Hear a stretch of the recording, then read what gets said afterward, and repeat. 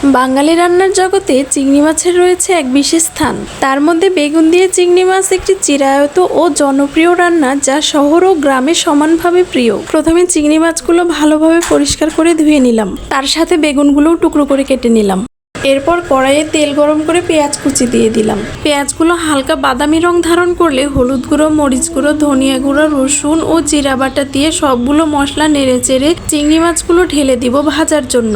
এরপর স্বাদ মতো লবণ দিয়ে চিংড়ি মাছগুলো কষিয়ে নেব। কষানো হয়ে গেলে কেটে রাখা বেগুনের টুকরোগুলো দিয়ে আরও কিছুক্ষণ কষিয়ে নিতে হবে, যেন সব উপকরণ ভালোভাবে মিশে যায়। প্রয়োজন মতো পানি দিয়ে রান্না করে চুলা থেকে নামিয়ে ফেললাম। ব্যাস, ঝটপট রান্না হয়ে গেল আমার চিংড়ি বেগুনের ঝোল। বেগুন চিংড়ি এমন একটি পদ যা সহজে ঘরোয়া উপকরণে তৈরি করা যায়। বাঙালির রন্ধন সংস্কৃতিতে এই পদটি একটি বিশেষ স্থান দখল করে আছে, কারণ এটি শুধু পেট নয়, মনকেও তৃপ্ত করে।